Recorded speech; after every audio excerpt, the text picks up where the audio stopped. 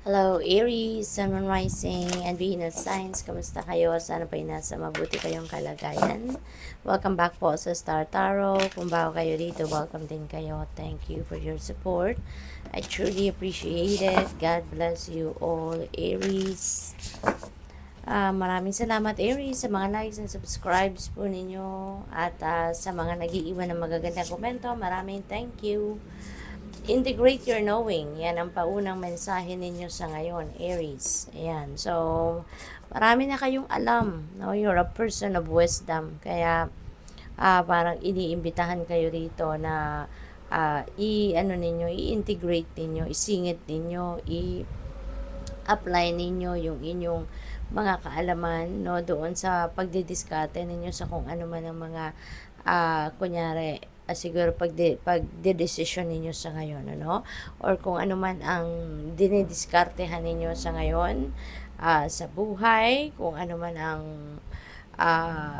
ginagawa ninyo sa ngayon, ilagay ninyo or i-apply ninyo dyan kung ano man yung mga natutunan ninyo in the past. Okay? Second, message ninyo, step ahead, no? Is all you need. Yan. So, wag na kayong mag-procrastinate. Kasi, ang iba siguro sa inyo dito, you have plans. Nakapagplano na kayo ng kung ano man ang gusto ninyong gawin. You have figured out kung ano yung gusto ninyong magkita or ma-experience sa inyong 3D reality in the future. So, ang problema lang siguro, hindi kayo nagte-take action. So, all you need, sabi dito, is one step ahead. 'Di ba? Kasi nga,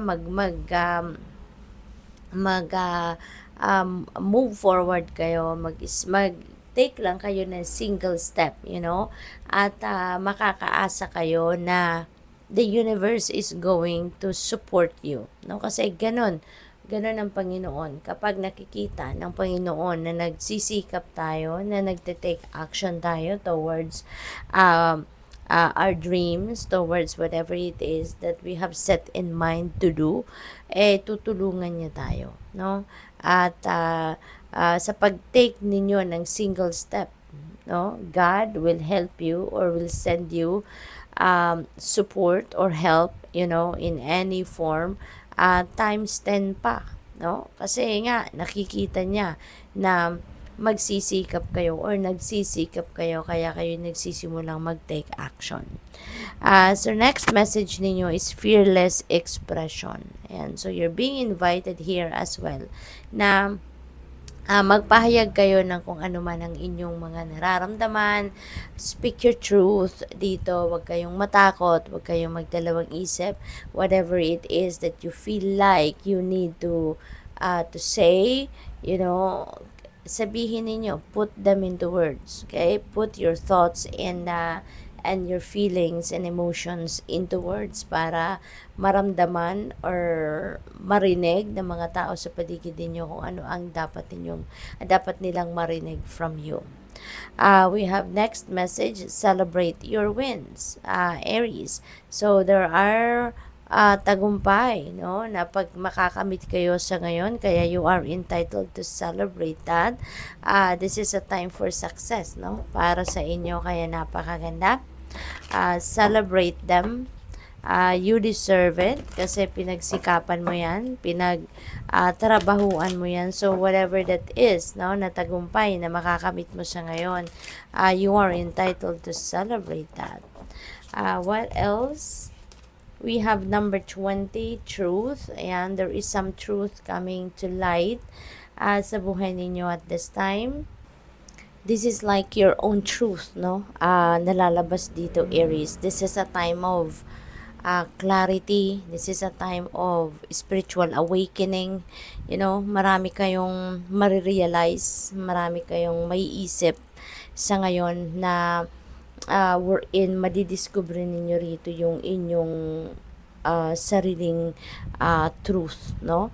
At may mga bagay dito na marirealize kayo na it's about time na to let them go. It's about time na to make a decision para mas maging maayos ang inyong sitwasyon dito, and kung ano man yung mga nagpapabigat, 'no, sa buhay ninyo, ano man yung, nagpapahirap sa dibdib ninyo, maybe those are things na nagho-hold back, 'no, or nagpapa-hold back sa inyo for you to move forward. You will realize that now, 'no, na tama na para doon yung oras na binibigay ninyo, and you will realize that it's time to let them go. We have rejoicing celebration. And so, mayroon kayong celebrate. Definitely, this could be your wins, no? May mga panalo, may mga tagumpay kayo na makakamit sa ngayon, and that is worth celebrating, no? Kaya, maaring you're going to celebrate that with your family or with your friends or both, no? What else? We have mental conflict. Ayan. So, maybe, naguguluhan ang iba sa inyo rito, no? Maaaring yan ay related dito sa truth energy. Kaya kayo magkakaroon ng clarity because you are going to take time para kayo ay magmuni-muni, magnilay-nilay sa ngayon, and you're having awakening, 'di ba? So maaaring yung clarity na makukuha ninyo out of that pagninilay-nilay ninyo at pagmumuni-muni ninyo, pagre-reflect, can solve this mental conflict. Pwede rin kasi na yung mental conflict na to is linked doon sa pagmo-move forward ninyo sa buhay. Maybe, alam mo yun, yung nagkakaroon kayo ng, siguro nagkakaroon ng parang diskusyon ng isip ninyo at ang damdamin ninyo, 'di ba? You can't figure out, or maybe may fear or kung ano pa man ang discomfort, or nararamdaman ninyong uneasiness if you are going to push through yung mga plano ninyo or yung mga iniisip ninyo, or baka nagho-hold back kayo because of what happened in the past sa buhay ninyo. So, may mga kaguluhan sa isip ninyo lately, at yon ang feeling ko maa-address ninyo because of this energy. No, kasi one day siguro you will give yourself time para mag-reflect, no, and diyan magkakaroon ng kalinawan ang inyong isipan, and you will find you will find solution dito sa mental conflict. We have power. Ayan. So, you are definitely going to reclaim your power. Dati kasi siguro talagang your life is being run by other people. Kaya ngayon, babawiin nyo na yan. You will have that awakening sa sarili ninyo na bakit ko hinahayaan ang ibang tao na sila yung magpatakbo ng buhay ko. Sila yung magdesisyon para sa akin. Yung mga ganon. We have awareness. Ayan. So, you're definitely going to have a greater awareness of what is happening now sa buhay ninyo.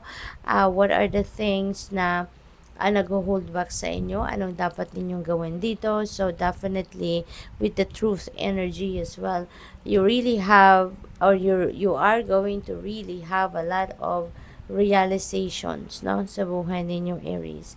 At magiging aware kayo, magiging buhay na buhay sa isip ninyo sa ngayon kung ano ang mga dapat ninyong gawin, kung ano yung mga gusto ninyong ma-achieve sa buhay ninyo sa ngayon. Maybe you are also going to realize na maybe it's about time na to take action towards that, diba?